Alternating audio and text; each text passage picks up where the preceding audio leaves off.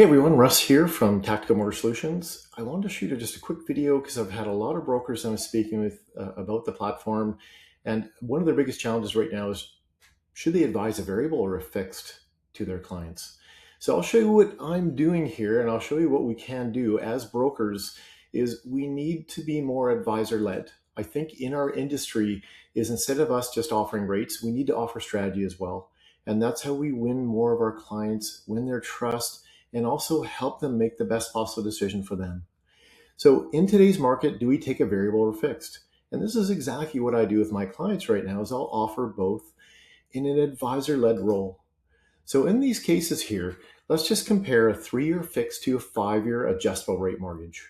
So today on a high ratio basis, we have 419 in that range. Let's just say with Bank of Montreal.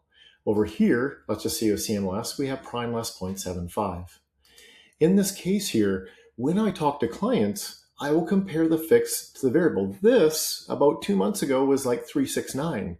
Now it's back up. We have the challenge of, potentially spiking inflation. Oil going up, so now inflation is going to go up, and maybe the prime rate's going to go up. But then we still have the challenges of Canada being in a very tough situation economically. So will we see the prime rate fall?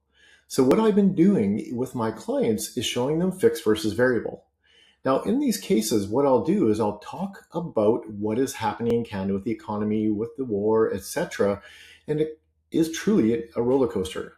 So in this case here, what I'll do is I'll compare fixed rates and I'll choose a path of the prime rate. And at this point, we've heard a few people say, or economists say, that we have a 1/4 point increase, and I'm just allowing for that in September and January. In this case, if we do this and we compare those side by side over 3 years, then we're sitting in favor about 725.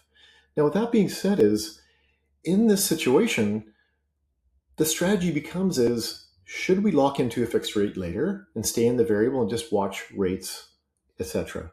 That is one strategy to consider. There's the other side of it too, is what if inflation gets control and we end up seeing a drop in prime?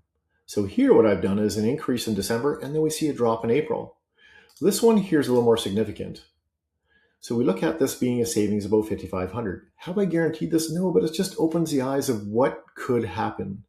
Over here, what we can do is we have the difference in penalty between the two. We can look at this one. Here's a 3-month interest penalty. This one is the greater of 3 months or IRD. We talk about prepayment privileges. This is our job, is to advise. If there's a challenge to the client and they don't like changing payments like an adjustable, then what I'll do is I'll duplicate and I'll choose a product that has a variable. And let's just say TD has a variable. And I'm assuming that we're using the same rate. But in these cases, what we can do is have a look at when the prime rate changes, the payments stay the same. Whereas with a variable, when the prime rate changes, the payments change. So these are things that I'm talking about with clients, and it's allowing them to make the best possible decision.